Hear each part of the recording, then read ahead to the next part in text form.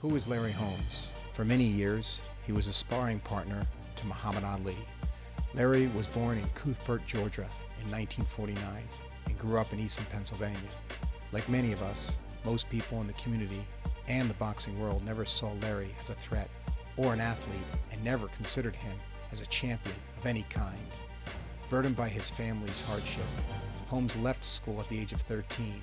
He never had it easy. He literally fought his way to victory with his gentle attitude, kid-like humor, and mannerisms.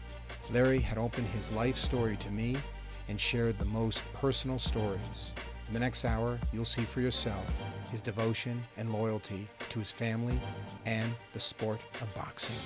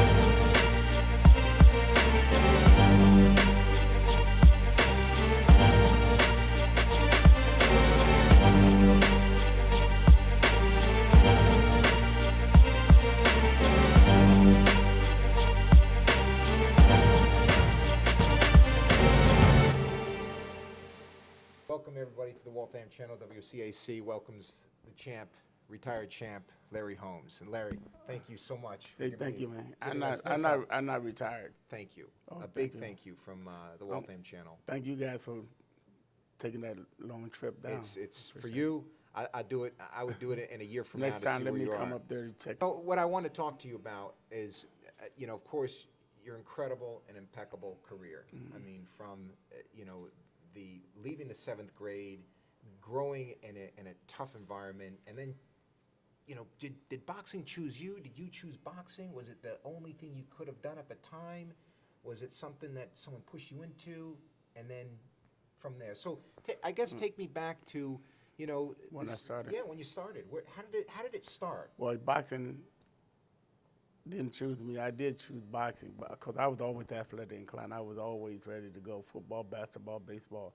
I was always ready to go. You say baseball, I'm out there in the field trying to swing that bat. They call me chopper because I chopped the ball. I wasn't a good catcher, so I could still call me chopper. So, in football, I was a good fullback. I was a good running back. Well, look at the size. In Yeah. basketball, I was okay because I was a little bit taller than the kids that I was growing up with. So, and then I dropped out of school. So boxing, bang. I said, I got to do something with my life. I can't work in a car wash all my life, which had a part-time job working in car wash, and then I worked in the rug mill.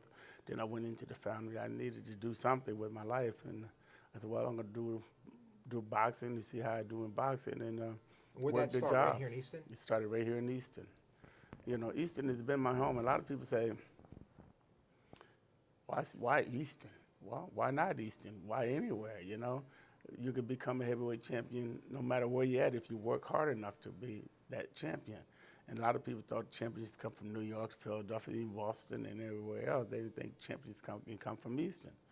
But if you work and dedicate, discipline, here you go. That's know, right. Come from Easton. And you put the time into it. I mean, you have gone through hell and back to make this happen for yourself. You got to put the time in. If you don't put the time in, it's not going to work. You're not going to work. You might get hurt, beat up. And a lot of the fighters put the time in, but they didn't understand the time that they was putting in because they felt they could burn the candle at both ends. In boxing, you can't burn that candle at both ends. I must say that I probably did at the end of my career when I thought I had enough and I didn't care, and people was making me bitter about the game of boxing. You know, I just did heck with it, did this, quit, came back, quit, came back, and did, you know, just a lot of things that I probably shouldn't have done. But, you know, I kept it clean, you know, mostly. I kept it clean, and I just dedicated when I had to, and when I didn't, I played around like fighters do. And, Tell me what happened that when early in your career, the fight was you were disqualified in this one fight. This is early. This is way early in your career for holding. Dwayne Bobbitt. Exactly. I got disqualified with Dwayne Bobbitt because I was clinching, and he was. It was all about Dwayne Bobbitt. It wasn't about Larry Holmes. They wanted him to go to the Olympics and represent the Olympics because he'd be the white fighter. He was a white hope back then in those days, and he was going to the Olympics. And I really didn't care about the Olympics. I was just going through the motions.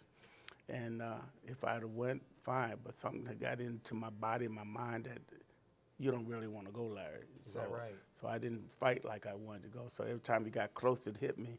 And he was a strong guy, bigger than me. I think he was a Navy guy. And he punches real good. And every time he got me in the corner, I grab him, man, I hold him. And the referee said, "Stop holding him." He said, "I'm going to warn you." So I held him again. And he said, "Stop warning. As a warning, I'm going to disqualify you." I said, "Great, this is my way out." This is my way out. So I held him, and I got disqualified for holding Dwayne Bobbitt. And from there, I picked up the name, No Heart. No Heart Larry Holmes. He's never going to be nothing. They ain't going nowhere. He ain't going to be the champion because he don't got no heart. He's just a copy. He tried to box like Muhammad Ali because he's been working with Ali and everything else. But he is not going to make it. And that's what was said. And then, of course, you heard the naysayers talking about your thin legs. You know, he's not gonna become anything. Legs too small. Legs Couldn't too punch. small, right? Just a copy of Muhammad Ali.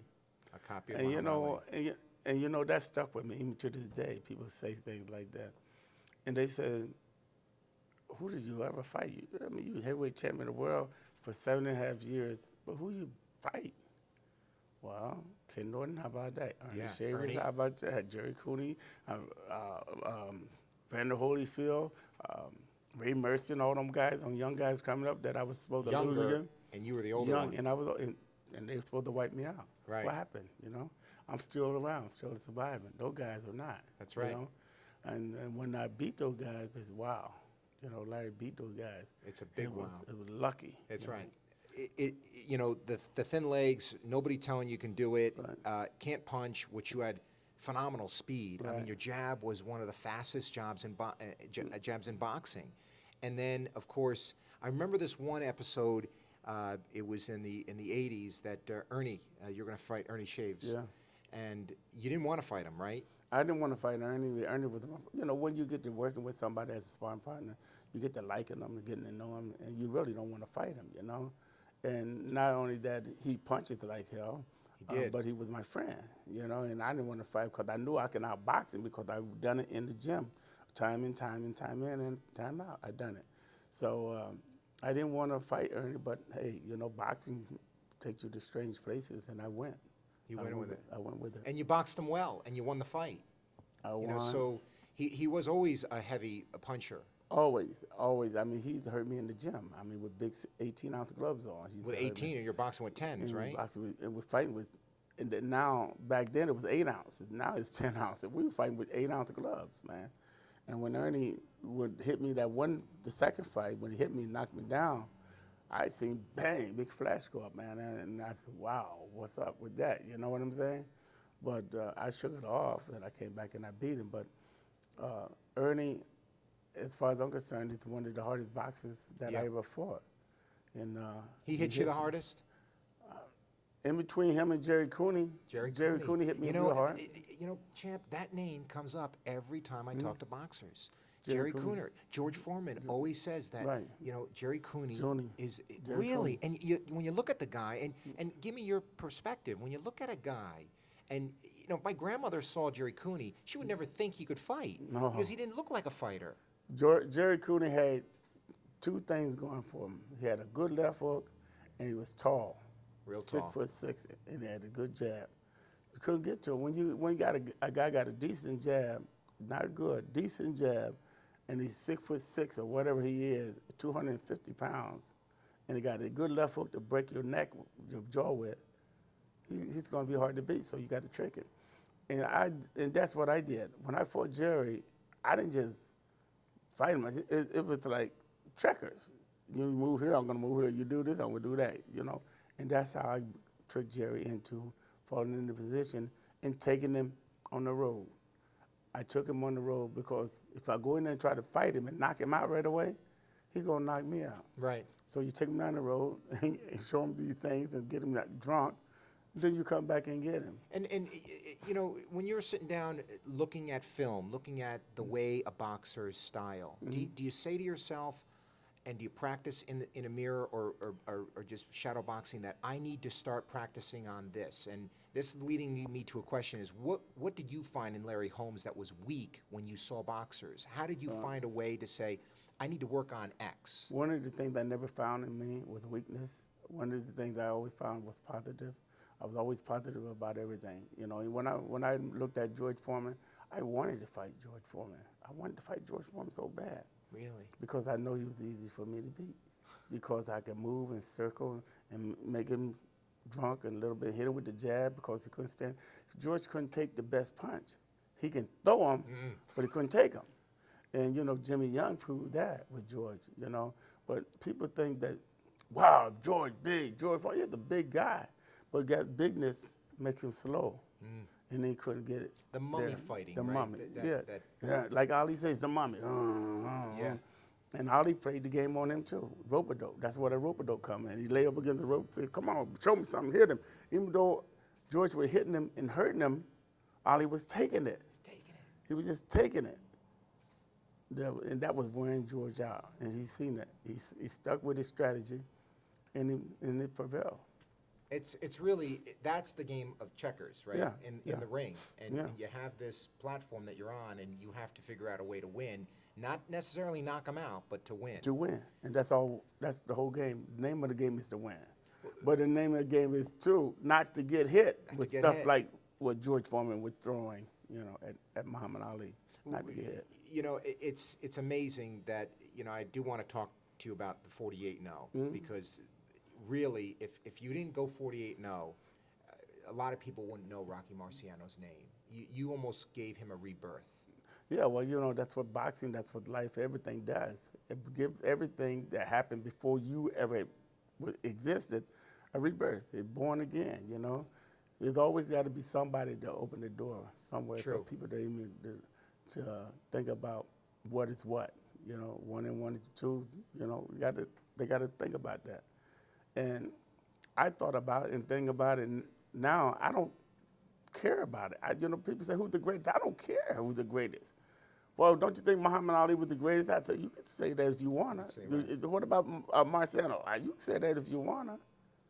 You can say whoever you want, but guess who's the greatest in my opinion? Me. 20 defenses? Yeah, and you know, and people got a tendency of still knocking me of my credibility. Like, let me just tell you this. I might be a little bit off the subject. It's okay. But let me just tell you this. You know, I'm a guy that I like to go up to Sands Casino, eat it a little bit. Maybe I gamble $100 or something, but I know I'm not a gambler. So I do that a little bit, and then I go get shows. The other night I did a show there, right? I stand up like Mike Tyson.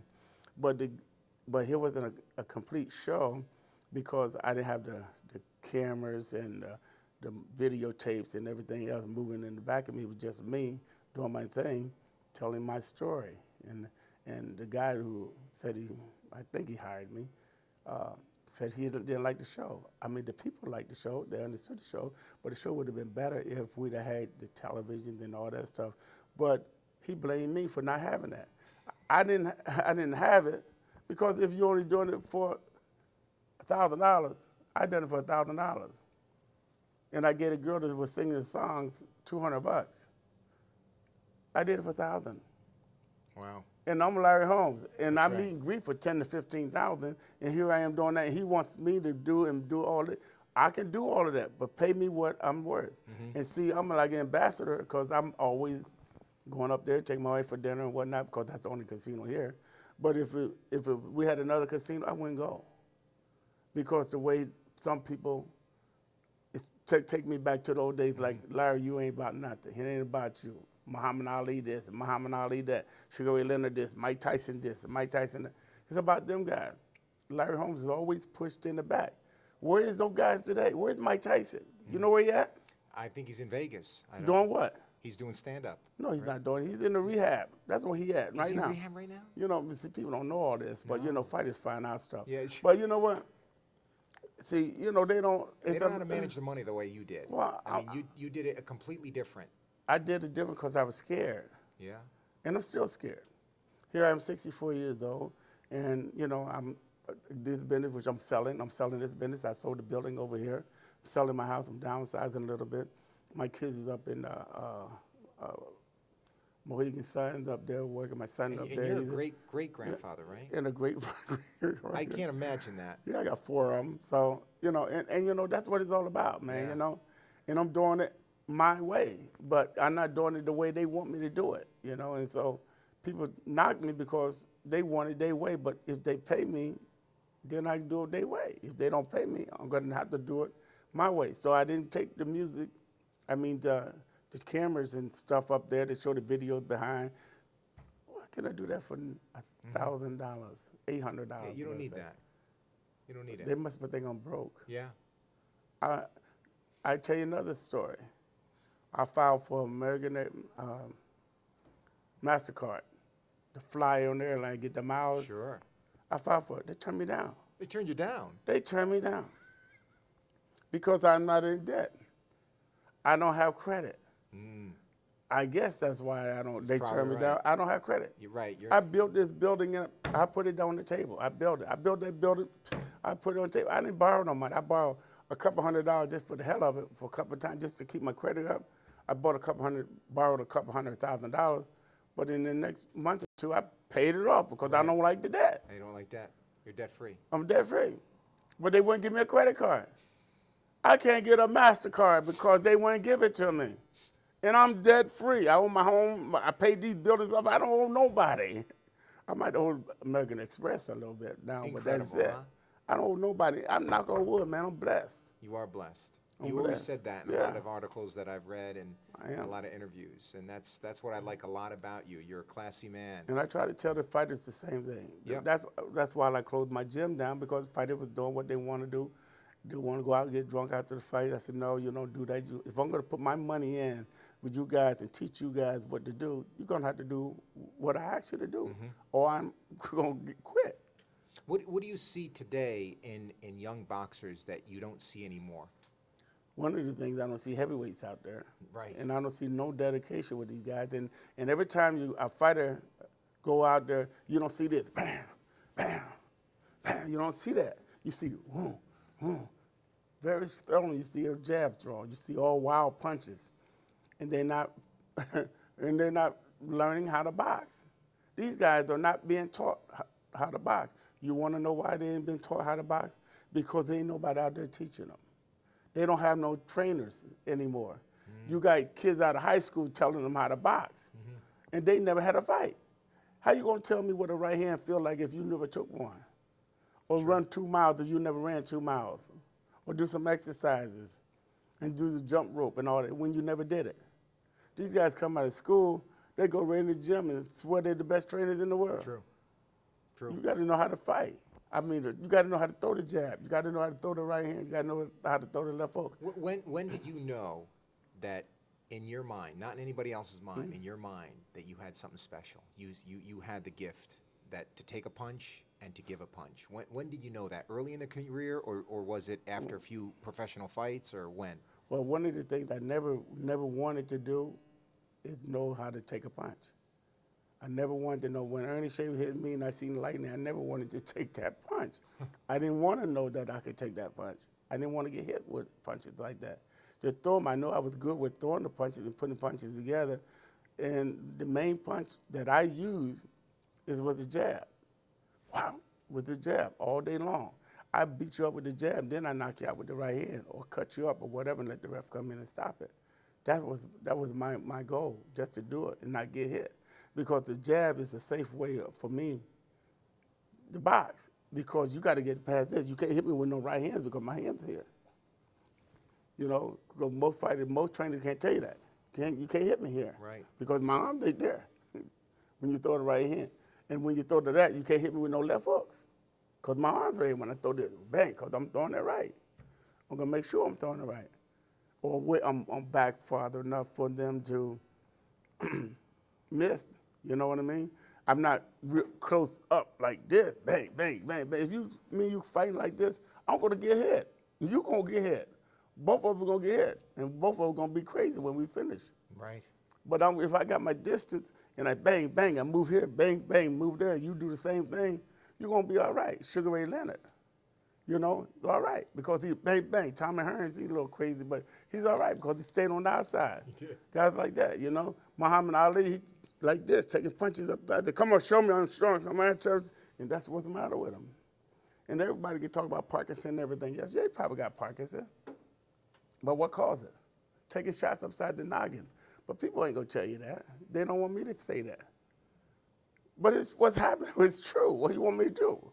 Right, but you avoided getting hit. No, I got hit some, but I'm still all right. I'm 64 years old. Right. I'm not going to wood. God bless me so Right. far. And it's interesting to me that through the years, through the boxing career, you know, when you got that title and Ken Norton, here's, you know, a guy that was carved out of stone. Yeah. You know, he was the monster. Man, he was a man. That was a real pivotal point in your life because now it was a chance for you to show the world this is who Larry Holmes is, and I'm going to beat this guy. I watched the fight last night. Kenny Norton has really had a tough week for him. The week started out, everybody thought that Norton was going to be heavily favored in this fight. The betting odds, as we mentioned, still show it that way. But Larry Holmes, suddenly, there's Larry, a look of confidence, a look of determination. The fight, they call it the fight of bad blood. And if you look in the eyes of that Larry Holmes there, you can see exactly that there's no joking here. It hasn't been the type of build-up that has been commonplace with Muhammad Ali fights. This is a serious situation. You did. I watched the fight last night. I always watch the fights. And you know what? I fought Ken Norton with this arm here. The muscle ripped apart 6 days before the fight. And you think I was going to let that fight get away? No way. I said my prayers. I iced my arm down. Didn't do nothing but like this while I was training. No surgery. When I got in there, I said, God, let me do what I got to do. That arm worked. And that was your left jab. That's so my that jab.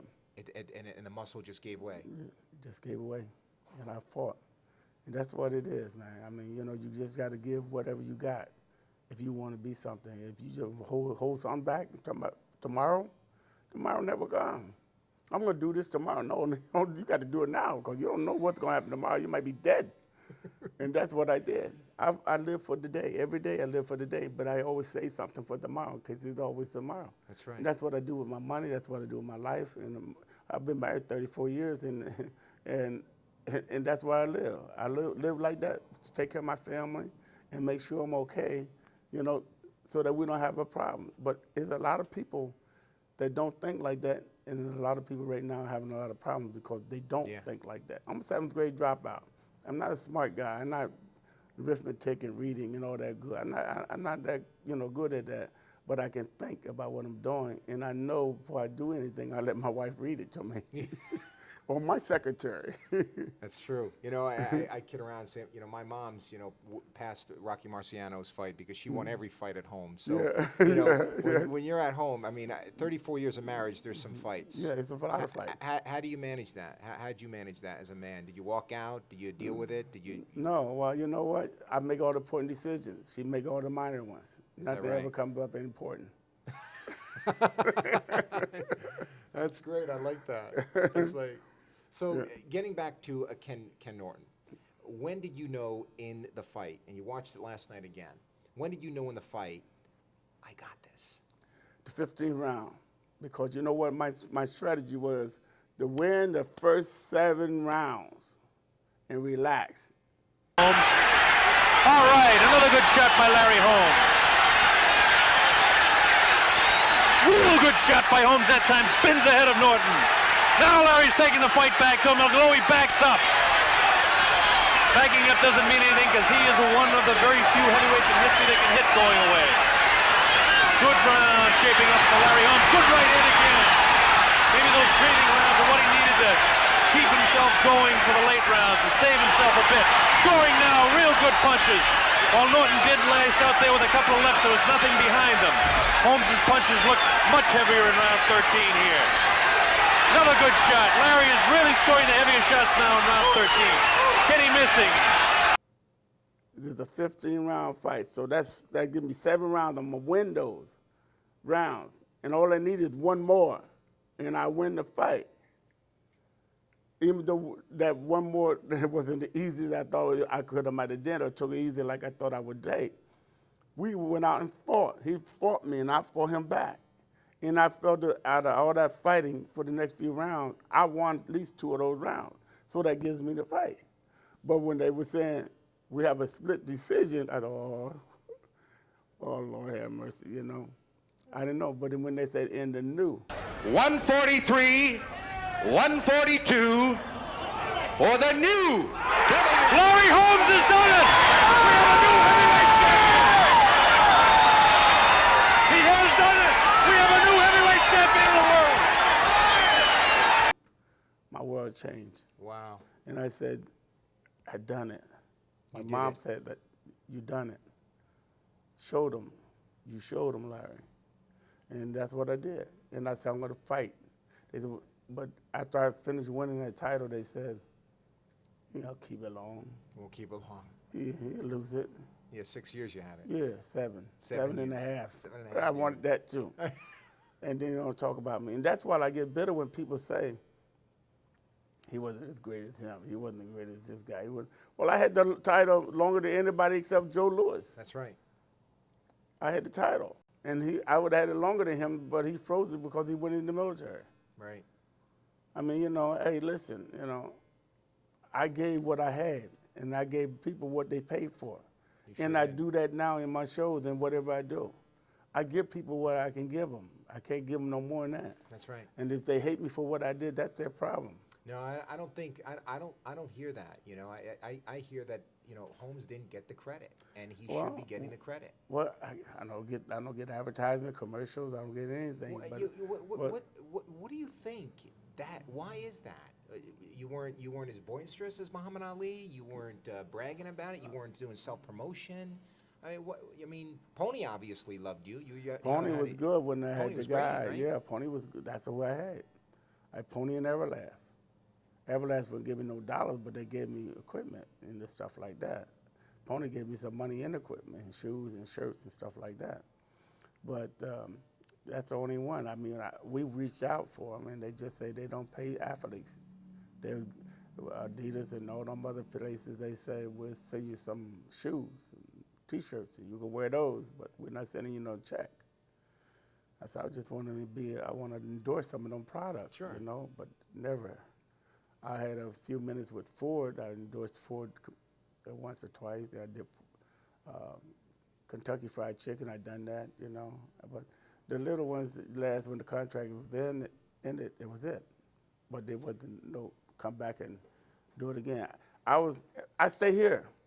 This is your home. This is my home. This is Larry, where you going? I'm going back home. I'm going to Easton. Where the hell is Easton at? I said, in Pennsylvania, down by Philly. 50 miles from Philly. I'm in Easton. You like it here. This is where your family is, right? Quiet. It's 26,000 people in this town. That's it. And everybody knows you. If they don't, they better go back, go back to sleep and wake up again. But What- yeah, everybody know. Cause you know what, I done a lot, and I don't want to sound like I'm unappreciative to some of the things that people have done, like the street named after Larry Holmes. That's honor. That's an honor, right? That's honor, but they don't appreciate the fact that a lot of people don't appreciate the fact that I stayed and I'm doing what I'm doing. I did what I did. What would you like to? What would you like people to know about Larry Holmes? I like to be recognized for me. I mean, you come down here to get a drink or something, I want you to come down here because you want to support my business and stuff like that and things that I've done. I mean, I don't want you to come down here every day and get drunk and become an alcoholic, but I would like to see you every now and then. Not when you got your friends coming in from out of town and you want to show them off and let them know you know Larry Holmes. You know what I mean? And a lot of that happens. People, oh man, Larry's my best buddy. I'm gonna come over. People actually call me in on their phone and said, Larry, could you come up to my place in Bethlehem? I ain't gonna call the name out. And I got some people I want you to meet. I said, bring them down here. Why can't you bring them down here? Here I am down here, to my place. I mean, you want me to come to your place and then drive 20 miles to your place? It don't make any sense. So I don't do it. You don't need an education to figure that out. You're right. That doesn't make any sense. I was born at night, but not last night, right? but you know, but that's the way people are. They want you to do things like that, and you know, and they're always looking for money. Charities. Yeah. I mean, everybody wants money. Everybody having a problem, and you know, like they act like I got all the money in the world, and I don't have all the money in the world. I mean, I got a letter. I could give you a letter today. I got the mailman dropped it off today. I could give it to you and let you read some of the problems. Because what I did for somebody else and didn't do for them, and then did something for somebody else and didn't do it for them, I mean, that was the problem. Because they worked for me and they should have been this, they should have done that, I should have gave them a little bit more or whatever. Whatever the hell it is. Entitlement, you're going to get that everywhere, right? Yeah, I mean, it's crazy.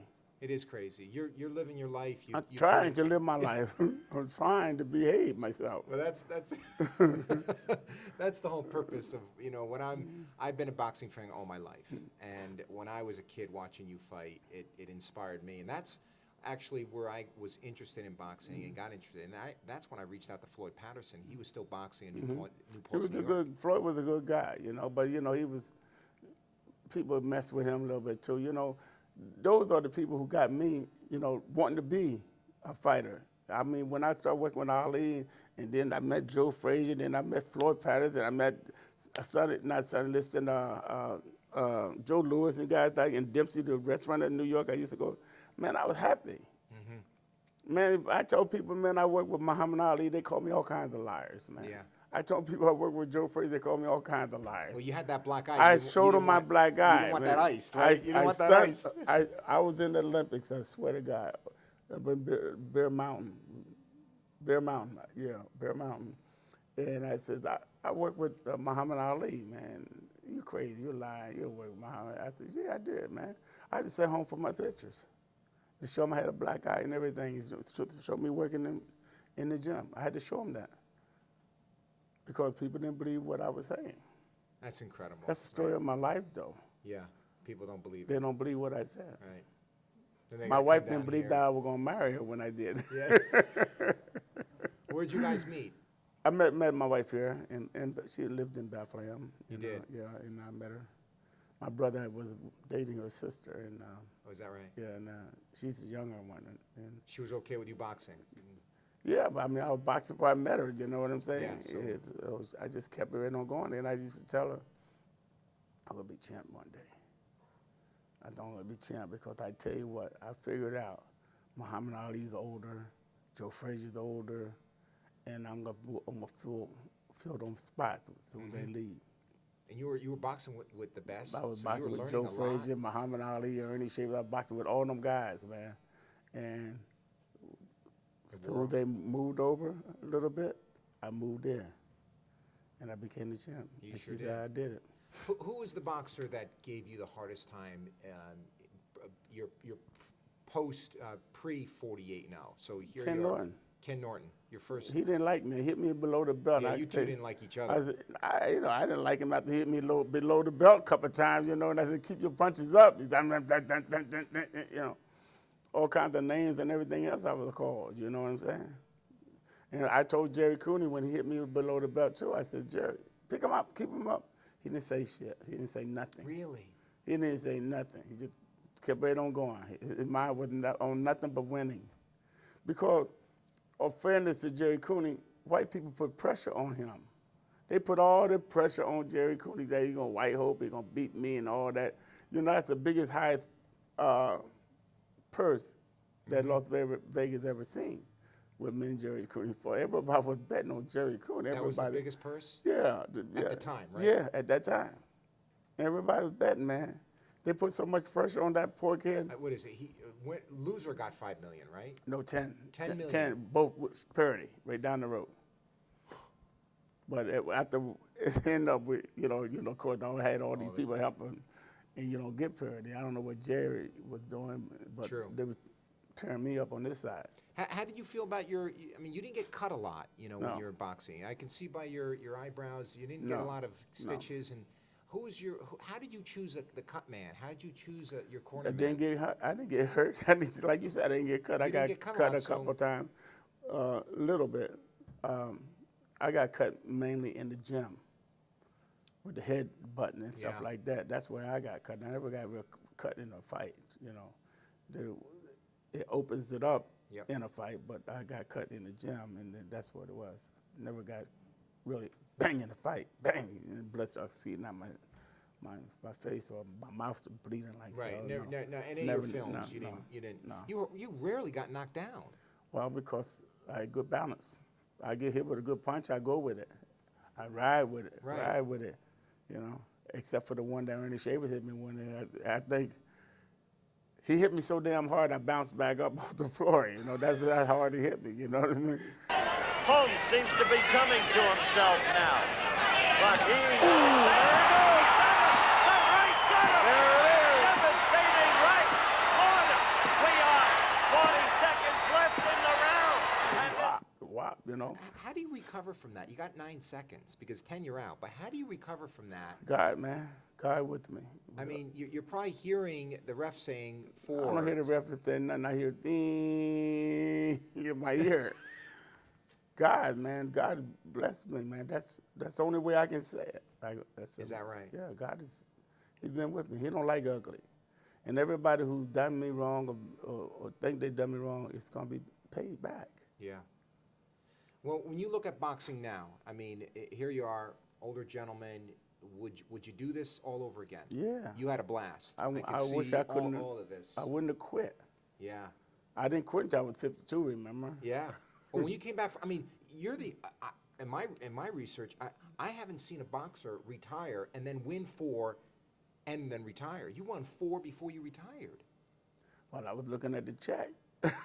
But you were. My point is that you were in shape. You were ready. Your fist still hurt. You still moved. I mean, when you fought Tyson, you got your arm caught up, right? And, I had set Mike Tyson up. I set him up for everything that I was doing. It was working. I never planned that rope to get my arm caught in. I never planned that part. But I planned it and it was working for me because I know I wasn't in good shape.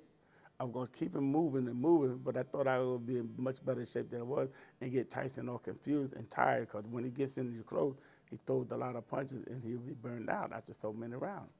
So I moved and moved and moved and moved, and that's okay. Now in the 4th round, I'm going to start hitting him a little bit more.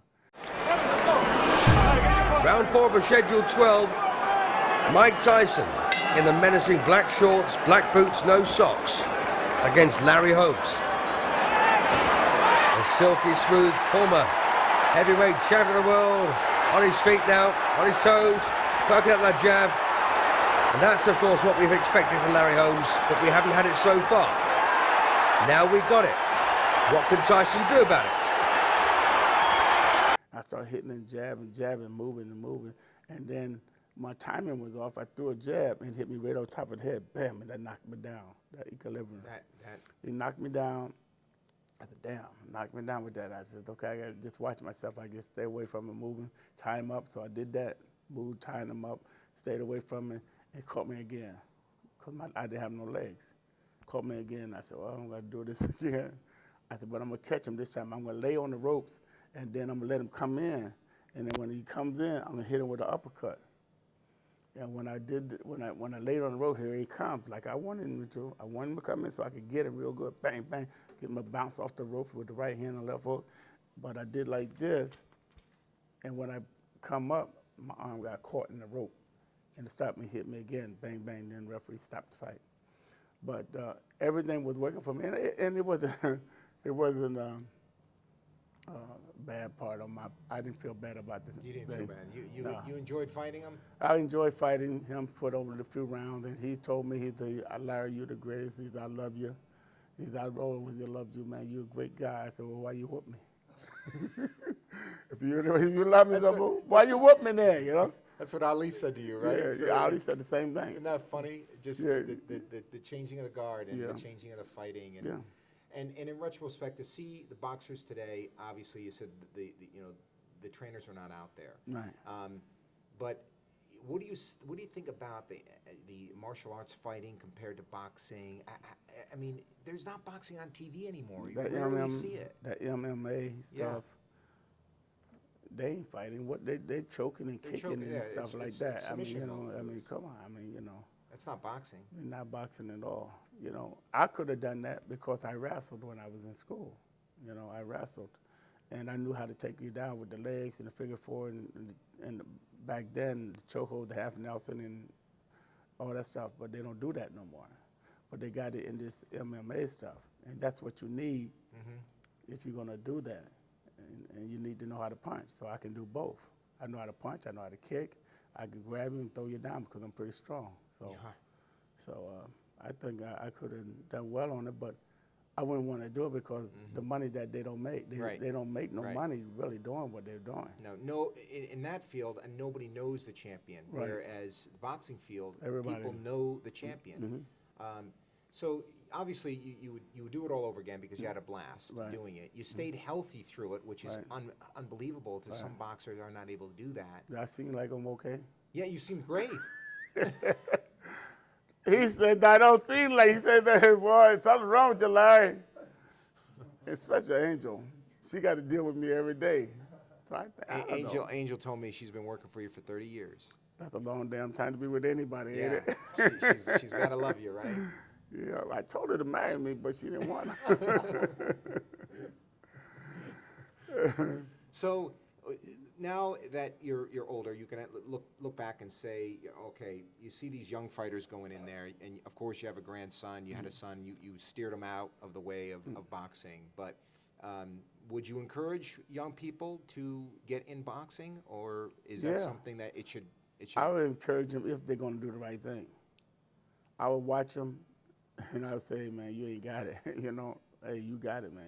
I would do this, I would do that. But it seems like when you tell them that, they go crazy. They lose it, They think they got it, and they don't have to work anymore. And that's one of the things that you got to do in boxing is you got to work. You got to work real hard. You got to work. Talk to me very quickly about your training. I mean, how often, and when you found out that you had to fight a fighter, and you say the fighter's name, whether it be Ernie, Tyson, Ken Norton, when do you realize that, okay, I need 3 months to prepare for this gentleman. I need 2 weeks to fight this guy. Where was your hardest training for a fight? Well, when I had my trainers, that's when I was doing it all wrong. Believe it or not. Say that again, when you had your... When I had my trainers telling me what to do, that's when I was doing it all wrong. Really? Yeah, because they would have me run 4 miles, 5 miles, get up 6 o'clock in the morning, eat certain food and stuff like that. And I shouldn't have been doing it. I should have been doing it the way I wanted to do it. And how did you want to do it? I wanted to get up at 8 o'clock, 9 o'clock, 10, whatever I wake up and go do it. I wanted to eat whatever I wanted to eat and not finish and go work out because you burn it up. And you don't, if you go get up at 5 o'clock in the morning, you go run, when you finish running, you're tired. You don't want to go do nothing else. And that's what they did. You don't want to get up 5 o'clock in the morning, go run, then go eat at 12 o'clock after you're trying to get some sleep back. You can't. It ain't no good in your room is hot or whatever. You're trying to get some rest, and it won't work. And these guys, that's what these guys do. They want you to work and work, box 15 rounds. Why box 15 rounds in the gym or 10 rounds in the gym? Well, you got to box 10 rounds in the gym because that's how many rounds you're going to fight. Well, that 10 rounds is going to burn you out. So you should box 3 rounds, 4 rounds. Don't box every day in the week. You box every day in the week in the gym, you get hit upside your head. Something going to give, man. Right. So you box here and there. You box 4 days a week or 3 days a week. And you run, you exercise, you hit the bag, you jump rope. That's all the other stuff that makes up for what you should be doing. So you ran 4 miles. You didn't run 20 miles. You ran 4 3 miles. miles. 3 miles. 3 miles. I used to run 5. They paid me running 5 and 6 miles. And then something like you crazy. So I dropped it down to 3 miles. 3 miles. I run and then I walk and run and I walk. I run and I walk. And when I get tired of walking and running, I stop. If it's only 1 mile, I stop. What about jump roping? Jump rope, I love the jumping rope. I would do like 10 to 15 minutes of jumping rope. I would do that. A day? Not every day. No, not every day. Just, in time, I would jump rope, bang, bang, bang, bang, bang, bang, have fun with the meat. And then how long did you spar for? About 3, 4, 5 rounds. That's it. That's it. So essentially, you can get ready for a heavyweight champ fight. If you do all of that, which is about an hour, maybe an hour and a half of training every day. Yeah, because you're going to be in shape as your body, it's your mind, mainly. Mind over matter. That's what If you go out there and train, like you can do it and think you can do it, you're going to be okay. If you go out there and think you can't do it because I didn't do this many rounds, you leave it all in the gym. If you go work out every day, you're going to be your body going to be in the gym and your mind going to be somewhere else. You'll be tired. You can't do it that way. Most of it was mental attitude. Everything was mental. Everything was mental. Everything is mental and doing the right thing along with that mental attitude. Like a beer. I had me a beer before the fight. I had 2 beers. 2 beers before the fight? Yeah. Give you that card back. Before they said, you can't drink that, but you can't eat that. You got to eat that steak. You got to do it. No, I'm going to eat some. Give me some greens over there. Some collard greens over there. I want some greens and give me some of the ham over there. You got to eat like that. If you don't, you're going to be weak. Right. You got to have your strength. And they don't. And these kids here, even on the football field, they don't let them drink water. You dehydrate yourself. Yeah. And then in the fight room, they don't swallow that water. You cramp up. You can't drink that water. You cramp up. And the kids, and they can't, and they don't drink the water. And they and they get your arm down. They can't be up on the rope like that. Get your arm down. They pull your arm down from the rope. Why? It's resting on that rope. Your arm is resting on the rope. Right. If it's down like this, it ain't resting and the blood ain't circulating properly and quick enough to get back in there to keep your arm from getting hurt. So I put my arms on the rope. Put your arm down. Man, leave my arm alone. Put your arm down. Leave my arm alone. I'm ready to knock him out. You know what I mean? Because my arm I'm comfortable. I'm resting my arm. I'm resting my body. I'm relaxed right there. Right. But these guys think they know so much. They want your arm to be down here. Just let your arm, then they shake your arm and shake your arm. What for? If you want to do anything to the arm, rub it while it's up on the rope. Right. Rub it. They come in there with this metal piece, and what they call it, when they do your eyes, whatever they call it. Vaseline? No, they got the metal piece. The metal ice. Yeah, I forget what think of whatever. What for? Well, you think that piece of ice, they keep it in cold water and they're going to put it on the eye, and it's supposed to keep the swelling down, inswell or whatever they call it. And they're going to keep your eye. You think that work? Heck no. Get a regular piece of ice. You get a regular ice. Get regular ice, man, an ice cube. Put it in a rag and rub it on your eye. That's cooler and colder, and it'll melt on your eyes. That piece of steel. I mean, everybody got a gimmick. Yeah, they sure do. And the gimmick I didn't want, and I didn't follow. And when I tell them that, they get mad at me. So I don't tell them. I don't tell these trainers, because they know it all. They know it all, yeah. They ain't never had a fight. Angelo Dundee ain't never fought a body. You know what I mean? But he's going to tell you everything about boxing. Yeah. Because he trained a great guy, Muhammad Ali. Yeah. But if Muhammad Ali couldn't fight, could he train him? No, I don't think think so. That's what I'm talking about. Yeah. So when you started boxing and you got involved with Ali, who connected you to start sparring with Ali at such a young age? We was only 50 miles from here to Deer Lake. And my trainer, Ernie Butler, may his soul rest in peace. He knew Angelo Dundee and everybody from the days he used to box. And he got me in the car, and we went up there to see Angelo Dundee. And then we found out Ali was putting on an exhibition in Reading, but he had nobody to box. And that's how I got in there. So I boxed with Ali. That's when he gave me the black eye in Reading. Right. And I've been with Ali ever since. And he was your role model. Yeah, still is. He still is. Yeah, he's full of shit, but he still is. But what fighter ain't? You know what I mean? They all full of shit, man. Do you see him often? Do you see him? No, not lately. But I understand that he's really doing real bad. Real bad, yeah. And she's still taking him. I don't know if this is true because I ain't seen it. But they say she's still trying to lug him here and lug him there to get money here, get money over there, money. He got to, and he goes like this, and you got to carry him and hold him. I don't want to see him. Yeah. Why do I want to look at this man that I know I loved and they gave me a job to help me feed my family? Right. In a position that he can't do nothing. I don't want to see that. Right. You saw him in his best, and you had a great relationship with him. Yeah. And you enjoyed him. I enjoyed him. Yeah. You think I wanted to fight him? No, I didn't want to fight him. But, you know, you got to do what you got to do, you know, if you want to pay the bills. Yeah. And I told him, when I told the referee, don't let me hurt this man. Right, right. Well, you said that 1,000 times. I tell him. And during the fight, you said it. I said, what I got to do? What I got to do? I walked up back to the ring. I said, what I got to do? What I got to do? If it weren't for Angelo Dundee, well, no, what would he? He would have.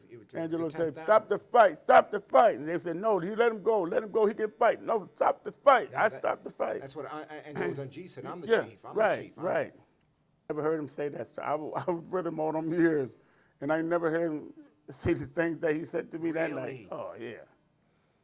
What'd he say? MF didn't. Really?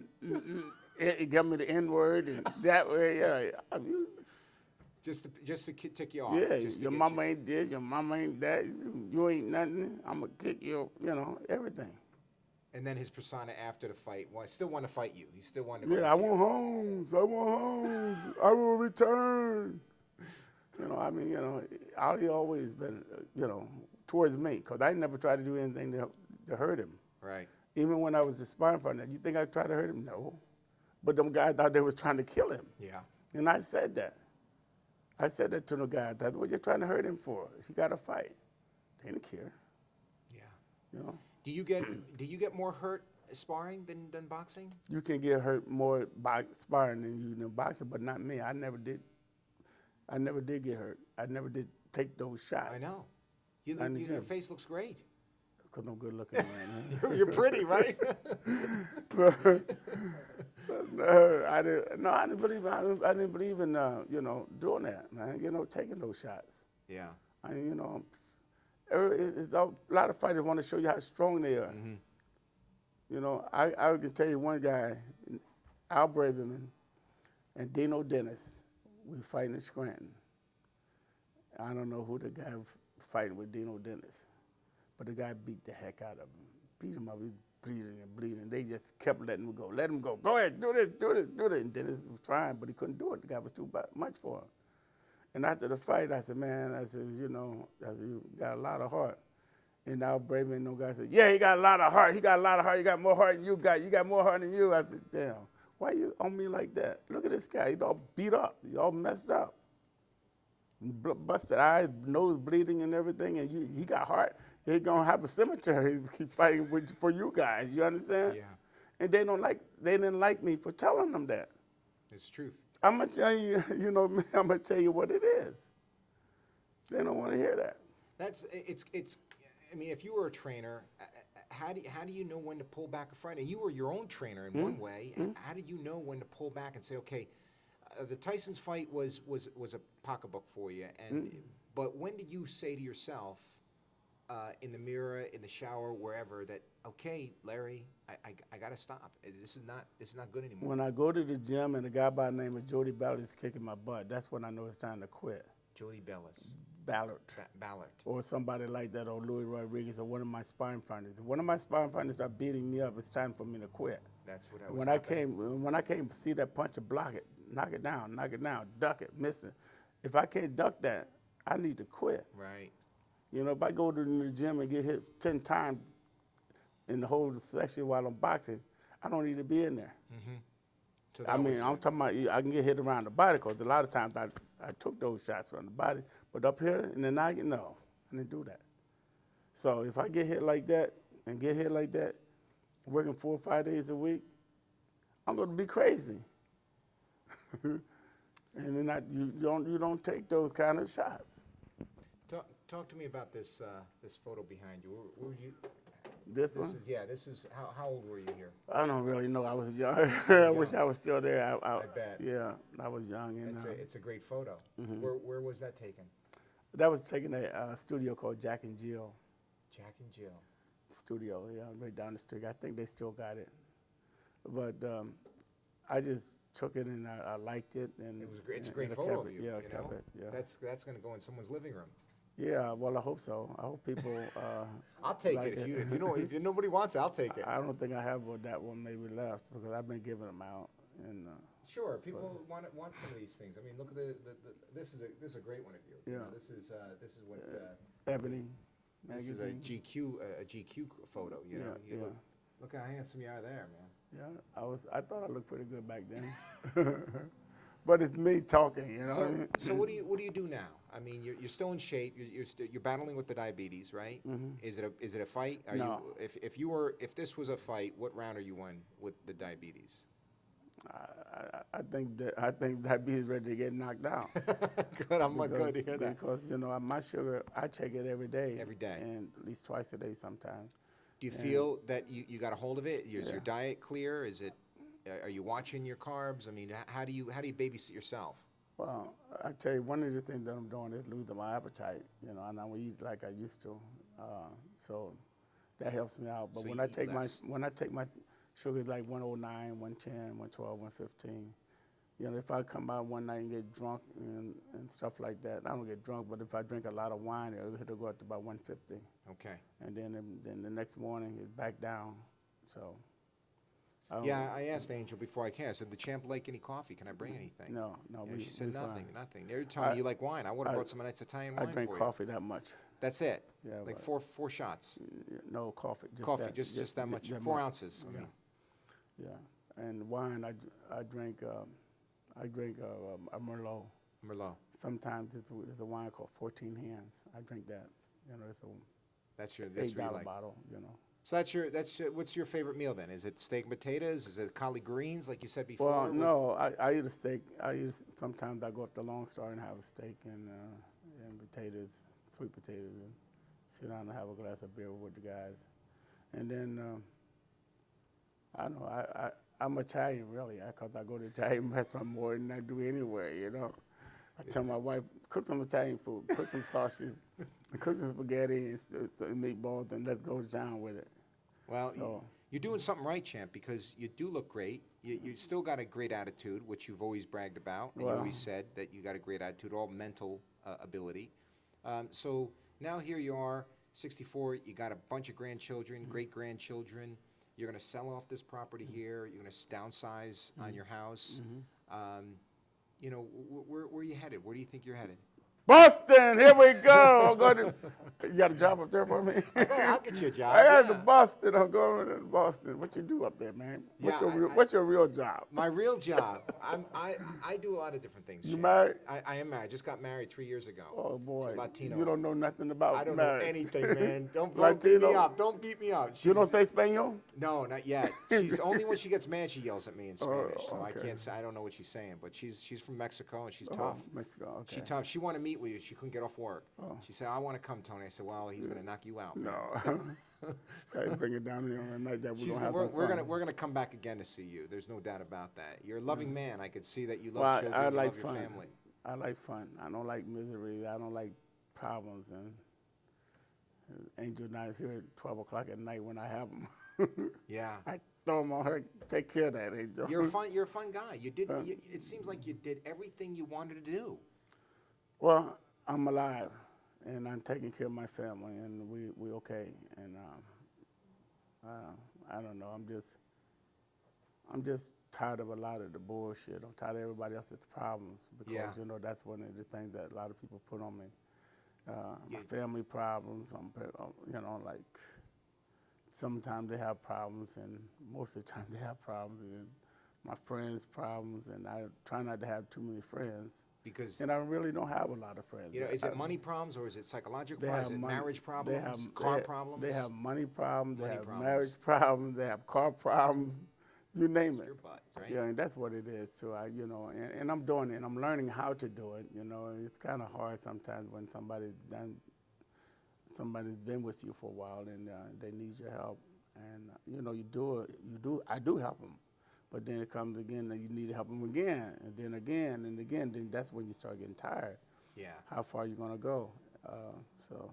That's And tough. then, do people really appreciate what you do? You said it. You know, I mean, like people, they'll come into this bar with 10 people that I never met, and they want to introduce them to me, and I got to be there to make them happy and take pictures and sign autographs. But they don't want to come down here with no other time to have a drink, to give me some clientele.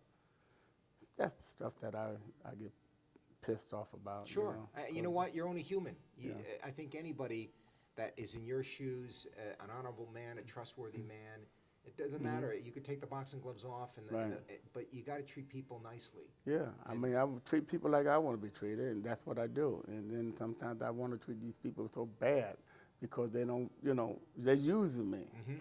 And I'm tired of being used, that's all. I asked, tired. you know, believe me, I said, I said, I wish I can pay the champ. You know, I can bring you a bottle of wine next time I'm coming down here. 14 hands. 14 hands. I got it on the recording, so I said 14 hands. But I'm going to come up there. Where you at? we're in the channel. Waltham channel's in Waltham. Waltham, okay. So obviously it would be badly titled if it Yeah. wasn't in Waltham. Yeah. So it's in Waltham, about 8 miles west of Boston. Oh, you might, okay. So it's not, you know, it's Is not. that clear near the statue, Marciano statue? Brockton. Brockton. Yeah. Yeah. So if you do come up, you let me know. You have Angel get in touch with me. I'll take Because I was care there of for the opening of the statue. Oh, you were? Yeah, for the Marciano statue. it. Okay. So developing the statue out Yeah, it's a there. beautiful statue, right? Where's your statue here in Easton? Across the street. I'm still working on. My wife is doing the thing now, trying to raise the money to do the statue. Is The that right? city's giving it the land, and we got some people going to help us out more. Okay. To, It's going to be right there, huh? yeah, somewhere over there. Looks like you got a concert going on there with speakers going up. They have that too, but only thing I don't like about this here, the city put those trees up, Ah, and sitting on my patio, you can't see what's going on over there. And I think that was a dig on my Deliberate. part. Yeah, you know, I think. well, someone can accidentally cut them down too. Yeah, I know. But they got cameras over there on the walls. They got cameras all over this damn place, you know. You know, one last question, and this is a time in your life where you know you did everything, and you know, are you proud of Larry Holmes? Are you happy for everything he did?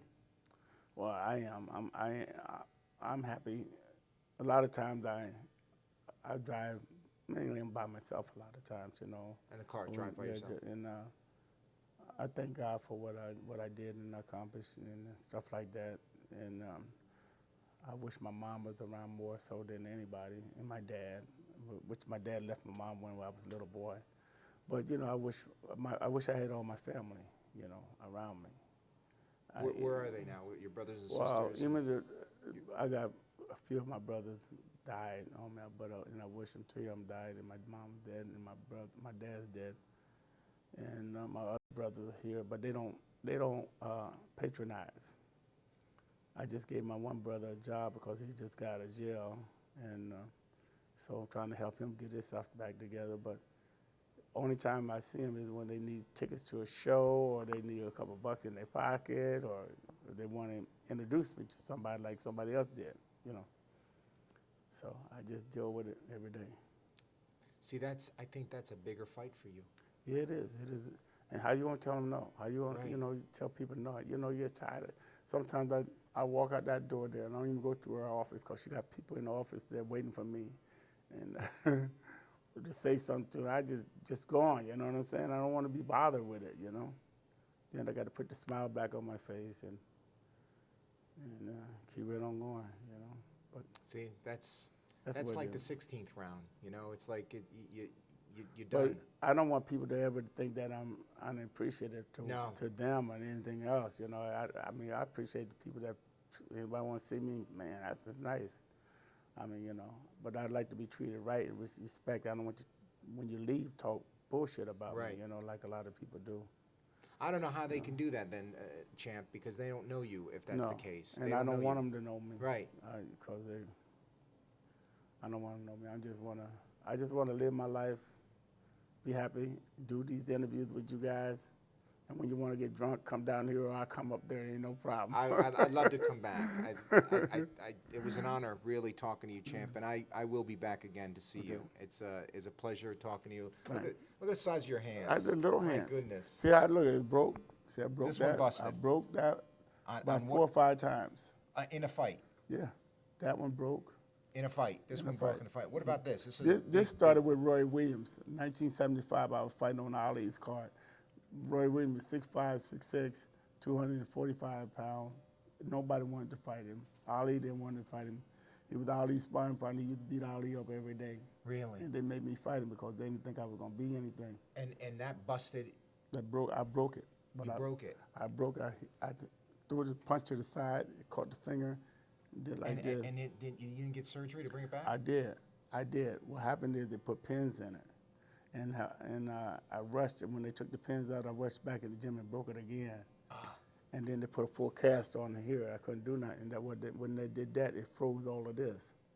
I got this working again, but this, I couldn't get this working again, or the therapy or something didn't work. Does it bother you? No, it don't bother me. Doesn't stop you from doing anything. No. You're driving. You can still. Yeah. Good for you, Yeah. Champ. It's a pleasure. You're the Hey, greatest. thanks, man. You're the Appreciate it. greatest, man. Thanks. It's What's the name of your station? It's WCAC. WCAC. Y'all got a knockout. WCAC. What do it mean? It's a knockout. It's God bless you. Thank you, Champ. Hey, man. So, Champ, But that was it then. No, real. you can go from the top to the bottom if you like, or These are my pride. I brought everybody, all these belts down there to show people that what I've done so they can get an idea of what a championship belt looks like. The WBC belt, that's the organization that I really cherish because they've done so much for boxing. They were always behind all the fighters and whatnot. And when fighters get themselves in trouble, the WBC, they always come to the rescue. And so, you know, I really appreciate the WBC. That's why I got it on the top shelf. And the second shelf there's the IBO Heavyweight Championship Boxing belt. Is when I left the WBC to go to IBF is because I thought they were going to be a great organization, but it wasn't a great organization. And this championship belt, I forget who who gave it to me, and that's a belt that they gave me in England because of my speaking engagements and stuff like that. So this is what I did for the last 30-some years, 38 years. This is what I earned. So I wanted to share with people. People had never seen a belt. This is one of the reasons why I put it here. they're beautiful belts, really. Thank you, Champ. You're welcome. Thank you once again. No problem. Thank you. Appreciate it. How many knockouts I had? Knockouts, you had 44. Yeah, you're pretty good. You catch it. What year was I born? Nope. Way up. 1949. 49.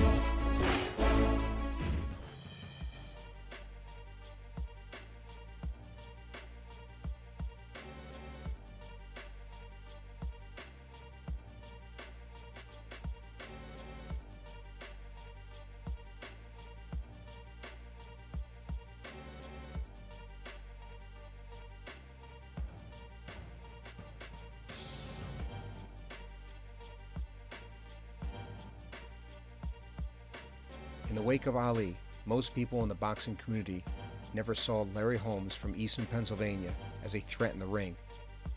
Everyone was so focused on Muhammad Ali, they gravely miscalculated this champion. Holmes, who for years fought in the shadow of Ali, emerged out of the adversity and became one of the most successful but yet undervalued contestants in boxing's heyday. As a teenager, Holmes worked odd jobs to support his family. At the same time, he was laying down the foundations of this boxing career on the streets, unknowingly training for the championship fights. The generous spirit Holmes displayed toward his family did not spill over into the back alley brawls, and the air of toughness he projected ensured a steady stream of opponents. Holmes recalled, "There was always somebody to challenge you. I used to knock out a guy every weekend." Holmes' local fighting prowess transferred into an impeccable boxing career. For 11 years, between 1973 and 1985, Holmes hadn't lost a fight. In his 29-year-long career, Holmes had 69 wins and 44 of which were knockouts and just 6 losses. He successfully defended his title 20 times and was only knocked down in 2 matches, once by Ernie Shavers and again by Mike Tyson. Holmes had the skills of a champion, but his humbleness prevented him from gaining the same recognition as Ali. Where Holmes was modest, Ali was self-promoting and boisterous. Holmes, with a pro streak of 48-0, broke out of the shadow of Ali, setting a record which stood in silent opposition of Ali's career. Larry Holmes earned his boxing title, the Eason Assassin.